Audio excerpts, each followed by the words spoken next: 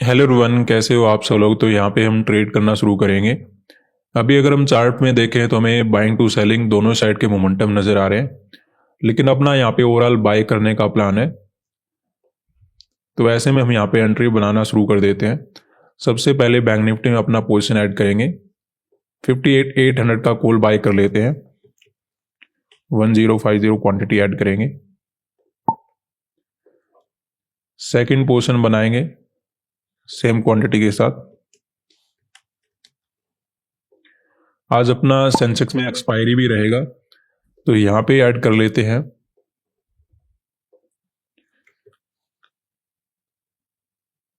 $840 quantity और Nifty में add करेंगे 1275 क्वांटिटी। अब देखिए, आज सबसे ज़्यादा जो हमारे लिए इम्पोर्टेंट है कि मार्केट में 2 दिन से कंटिन्यू अपना लॉस हो रहा है। तो ऐसे में आज बहुत ज़्यादा प्रेशर है कि अपना जो ट्रेड अगर वो सही चला जाता है तो ज़्यादा बेटर रहेगा एज़ कम्पेयर टू अगर आज भी हमें लॉस वगैरह लेकर अगर जाना पड़ता है तो अगले दिन के लिए और बड़ा प्रेशर बन जाएगा, क्योंकि लॉस की स्ट्रीक को तोड़ना बहुत ही ज़्यादा ज़रूरी होता है और वो स्ट्रीक जितना जल्दी टूट जाए उतना हमारे लिए बेटर होता है। तो आज के दिन हमने देखा कि ओवरऑल कैसी सिचुएशन बनी हुई है। जैसे आपको चार्ट में नज़र आएगा कि मार्केट ने क्या किया, कुछ आपको यहाँ पे रिजेक्शन वगैरह ही नज़र आ रहा है। हम ये तो नहीं बोलेंगे बहुत बड़ा मोमेंटम है, लेकिन जितना भी मोमेंटम हुआ मार्केट ने नेगेटिव ही किया। तो ऐसे में यहाँ पे सैलरी ज़्यादा बैठे होंगे एज कम्पेयर टू बायर। लेकिन आपको एक बात यहाँ पे और भी नोट करना होगा कि ऐसा ही लगभग यहाँ पे चार्ट बना हुआ है।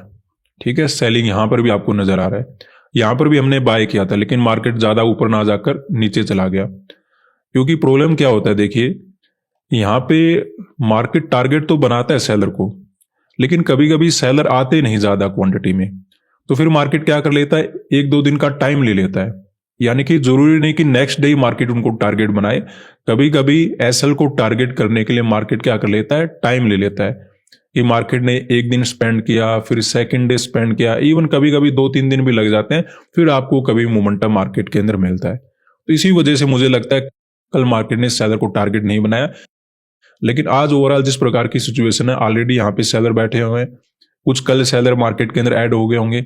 तो ऐसे में मार्केट के अंदर क्या होगा, आज हमें लग रहा है कि मार्केट सेलर को टारगेट बनाएगा। ओवरऑल हमें अपसाइड वगैरह का मोमेंटम मिल जाना चाहिए। अब देखिए, अगर मार्केट नीचे चला जाएगा तो वो तो देखिए बात अलग रहेगी, लेकिन जिस प्रकार की सिचुएशन नजर आ रही है, सेलर यहाँ पे ज्यादा बैठे होंगे एज कम्पेयर टू बायर। तो ऐसे में सेलर को टारगेट बनाया जा सकता है। इसी बेसिस पे हमने मार्केट के अंदर कॉल साइड का ट्रेड बना लिया। ऐसा ही एग्जैक्टली हमने बैंक निफ्टी वगैरह के अंदर देखा है कि मार्केट में ऑलरेडी रिजेक्शन हुआ था, लेकिन कभी कभी क्या होता है, छोटे मोमेंटम में ट्रेडर थोड़ा कंफ्यूज हो जाते हैं। कुछ लोग बाय करके चले जाते हैं, कुछ लोग सेल करके चले जाते हैं। लेकिन ओवरऑल 2 दिन से जितना भी मोमेंटम हो रहा है, थोड़ा बहुत नेगेटिव मोमेंटम ही हो रहा है। तो ऐसे में यहाँ पे सैलरी मार्केट के अंदर बैठे होंगे, इन्हीं को टारगेट बनाने के लिए हमने यहाँ पे कोल्ड साइड में काम करना पसंद किया है। हालांकि देखिए, आज भी अगर मार्केट गिर जाता है तो ऐसी सिचुएशन में हम क्या करेंगे, लॉस वगैरह लेकर चले जाएंगे। इसमें ऐसे नहीं कि मार्केट के साथ हमें फाइट करना है कि नहीं नहीं आज तो जाएगा मार्केट। कभी कभी एसएल भी अवेलेबल होते हैं, हो सकता है कुछ डिफरेंट साइकोलॉजी बन जाता है, या फिर हम कुछ गलत मान के चल रहे होते हैं, तो उस वजह से नुकसान होता रहता है। तो उसमें आपको एक ही काम करना है, माइंडसेट को कंट्रोल करके रखें, डिसिप्लिन से काम करें। उसमें ना ही तो जल्दबाजी करें, ना ही कोई गलत ट्रेड में जाए, ना ही वहां पे ओवर ट्रेडिंग करें। अगर आप ऐसा काम करोगे तो फिर आपका नुकसान बड़ा हो सकता है, फिर आपका कैपिटल जा सकता है। अदरवाइज इस प्रकार की सिचुएशन हमें निफ्टी के अंदर नजर आ रही है। यहाँ पर भी 2 दिन से कंटिन्यू सेलिंग ही हो रहा है। तो ऐसे में यहाँ पे सैलरी ज्यादा बैठे होंगे एज कम्पेयर टू बायर। इन्हीं सेलर को टारगेट बनाने के लिए हमने यहाँ पे कोल्ड साइड का ट्रेड बना लिया है। आज अपना लॉस का अगर स्ट्रीक टूट जाता है तो हमारे लिए बेटर रहेगा। अगर नहीं टूटता है, मार्केट गिर जाता है, तो एक बात हम जरूर ध्यान रखेंगे कि डिसिप्लिन से काम करेंगे, अपना मार्केट के अंदर पेशेंस के साथ वेट करेंगे। प्रॉफिट बनता है तो बहुत अच्छी बात, लॉस भी हो जाता है तो रिग्रेट नहीं करना है कि लॉस हो गया अब क्या करें। क्योंकि आपने देखा होगा कि जब हम प्रॉफिट बनाते हैं तो ऐसा नहीं कि 2 दिन प्रॉफिट बन गया फिर लॉस हो जाता है। कभी कभी 3 दिन प्रॉफिट हो जाता है, कभी कभी पूरा वीक अच्छा चला जाता है। तो अगर आपका प्रॉफिट मार्केट के अंदर बन सकता है कंटिन्यू, तो आपको लॉस भी मार्केट दे सकता है। तो जब आप गलत होते हो तो वहां पे भी उसी तरीके से काम कीजिए जिस तरीके से आप प्रॉफिट में काम करते हो। तो आज अगर प्रॉफिट बन जाता है तो उससे अच्छी बात हो नहीं सकती। बाई चांस अगर लॉस हो जाता है तो मार्केट के अंदर वही काम करना है, लिमिट के अकॉर्डिंग निकल जाना है, वहां पे ना ही जल्दबाजी करना है, ना ही मार्केट के अंदर ओवर ट्रेडिंग करने की कोशिश करना है। हमने सिंपल यही देखा है कि मार्केट के अंदर ओवरऑल जितना भी मोमेंटम हो रहा है, वैसे कोई बड़ा मोमेंटम नहीं है, लेकिन छोटा मोटा जो रिजेक्शन है उस वजह से वहां पे सैलरी ज्यादा बैठे होंगे एज कम्पेयर टू बायर। तो इन्हीं सैलर को टारगेट बनाने के लिए हमने कॉल साइड का ट्रेड बना लिया। अभी हमें कुछ प्रॉफिट नजर आ रहा है, देखते हैं नेट में क्या मिलता है। तो यहां पे देखिए अपनी ट्रेड में कभी लॉस इंक्रीज हो रहा है, कभी प्रॉफिट इंक्रीज हो रहा है। तो आज की ट्रेड में तो जब कुछ हो जाएगा तभी पता लगेगा, क्योंकि यहाँ पे हमें क्या चाहिए, क्लोजिंग प्राइस का ब्रेकआउट तो मिनिमम चाहिए। जब ये क्लोजिंग प्राइस के आसपास जाएगा तभी उम्मीद होगी मार्केट क्या कर सकता है, इन शेयर को टारगेट बना सकता है। अदरवाइज मार्केट क्या कर सकता है, धीरे धीरे अगर नेगेटिव मोमेंटम कल की तरह करेगा तो अपना नुकसान वगैरह भी फर्दर हो सकता है। देखते हैं अभी क्या होता है, अभी तो हमें वेट ही करना होगा। धीरे धीरे करके मार्केट नीचे जाने की कोशिश कर रहा है, वेट करेंगे। कुछ लॉस वगैरह भी अपना इंक्रीज होना शुरू हो चुका है। तो यहाँ पे देखिए हल्का सा हम रुकेंगे। वैसे तो नॉर्मली हम निकल जाते हैं, लेकिन जिस प्रकार की सिचुएशन है, निफ्टी और सेंसेक्स कंटिन्यू नीचे जा रहे हैं, बैंक निफ्टी अपने आप को ऊपर होल्ड करने की कोशिश कर रहा है। तो जब एक इंडेक्स पीछे रह जाता है, स्पेशली हमारे पास, क्योंकि बैंक निफ्टी में क्वांटिटी ज़्यादा होता है, अगर यहाँ पे अगर मार्केट पीछे रहने की कोशिश कर रहा है तो दो इंडेक्स में क्या हो जाएगा, ट्रैप वगैरह बन जाएगा। और जो पीछे इंडेक्स है, क्योंकि दूसरे लोग यहाँ पे सेल करने की कोशिश करेंगे तो अचानक से घूम सकता है। तो ऐसे में हल्का सा लॉस ज़्यादा रखने की कोशिश करेंगे, मे भी अपना ट्रेड बच जाए। अदरवाइज ऐसा नहीं होता तो हम ट्रेड वगैरह कट करके चले जाएंगे। तो यहाँ पे देखिए अपनी ट्रेड में कुछ प्रॉफिट तो चलना शुरू हुआ है। दोनों तीनों इंडेक्स में रिकवरी तो मार्केट ने दिया है, लेकिन उतना भी रिकवरी नहीं हुआ कि हम प्रॉफिट वगैरह बुकिंग करके चले जाएं।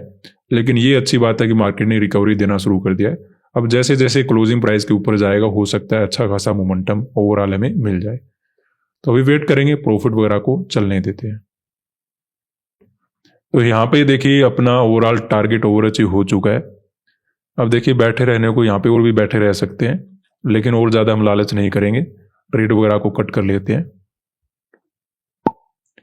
तो देखिए आज की ट्रेड में हमें थोड़ी परेशानी तो देखने को मिली कि मार्केट शुरुआत में थोड़ा सा नेगेटिव चला गया था, लेकिन एक बात हमारे लिए क्लियर नजर आ रही थी कि केवल क्या कर रहे थे, सेंसेक्स और निफ्टी नीचे जाने की कोशिश कर रहे थे। बैंक निफ्टी ने पहले ही पीछे रहना शुरू कर दिया था। तो जब दो इंडेक्स तेजी से गिरना शुरू कर दे और एक इंडेक्स पीछे रह जाता है तो उसमें काफी ज्यादा चांसेस हो जाता है कि मार्केट घूम जाएगा या फिर ज्यादा मोमेंटम नहीं करेगा। लेकिन आज हमें एक बात और क्लियर नजर आ रही थी, जैसे हमने ऑलरेडी देख ही रखा था जब हमने ट्रेड बनाया था, कि मार्केट में 2 दिन से क्या हो रहा है, नेगेटिव मोमेंटम हो रहा है। देखिए ये बड़ा मोमेंटम नहीं था, तो ऐसे में क्या होता है, ज्यादा लोग सेल वगैरह कर नहीं पाते, साथ के साथ में रिट्रेसमेंट होता है, तो ऐसे में बड़ी क्वांटिटी वगैरह में ट्रेड बन नहीं पाता। तो कल तो मार्केट ने इनको टारगेट नहीं बनाया था, लेकिन 2 दिन से मार्केट सेलिंग में हो रहा था, तो ऐसे धीरे धीरे सेलर मार्केट के अंदर इकट्ठा हो गए। अब देखिए मार्केट की हैबिट क्या होती है, टारगेट यहां से भी इनको बना सकता था, लेकिन मार्केट क्या कर लेता है, मॉर्निंग में भी एसएल वगैरह क्रिएट करने के लिए नीचे चला जाता है, ताकि कुछ नए सेलर और मिल जाए मार्केट में, फिर उनको जब टारगेट बनाए तो एक अच्छा खासा मोमेंटम ओवरऑल मिल जाए। तो ओवरऑल देखिए मार्केट के अंदर हमें थोड़ा वेट करने का मौका मिल गया। हालांकि लॉस वगैरह में ठीक ठाक नजर आना शुरू हो चुका था, लेकिन जिस प्रकार की सिचुएशन नजर आ रही थी कि 2 इंडेक्स तेजी से नीचे जा रहे हैं, बैंक निफ्टी ने पीछे रहना शुरू कर दिया है, तो ऐसे में मार्केट में घूमने के काफी ज्यादा चांसेस थे। और जब मार्केट घूमेगा तो क्लियर नजर आ रहा था कि यहाँ पे सेलर बैठे इनको भी टारगेट बनाएगा, यहाँ पे जो सेल वगैरह करके बैठे उनको भी टारगेट बनाएगा, और जो ऑलरेडी सेल वगैरह करके बैठे उनको भी मार्केट अपना टारगेट बना सकता है। तो देखिए जब मार्केट ने ऊपर चलना शुरू किया तो किसी को भी एंट्री करने का भी मौका नहीं मिला होगा। तो ऐसा नहीं कि कल यहाँ पे सेलर कैंसल थे नहीं, लेकिन कभी कभी क्या होता है, जरूरी नहीं कि नेक्स्ट डे टारगेट बना ले, कभी कभी टारगेट बनाने में टाइम लग जाता है, और जब टाइम लगता है तो मार्केट के अंदर थोड़ी बहुत हमें परेशानी भी हो जाती है। लेकिन ओवरऑल ये हमारे लिए अच्छा रहा कि नेट में हमें पॉजिटिव मोमेंटम काफी अच्छा मिल गया।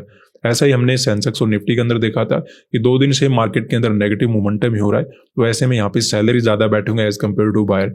लेकिन देखिए मॉर्निंग में परेशान करने के लिए मार्केट ने नेगेटिव मोमेंटम दे दिया था, तो वो तो हमारे लिए अच्छा रहा कि बैंक निफ्टी थोड़ा पीछे रह गया, तो उससे हमारे लिए एक सेटअप बनता हुआ नजर आया कि मार्केट यहाँ पे घूमने वाला है। और जब घूमा तो मार्केट ने काफी फास्ट तेजी का अपसाइड का मोमेंटम दे दिया और अपना टारगेट भी ओवर अचीव बना के दे दिया।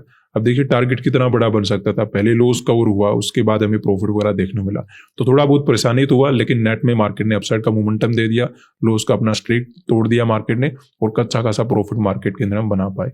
आज के लिए इतना ही, धन्यवाद।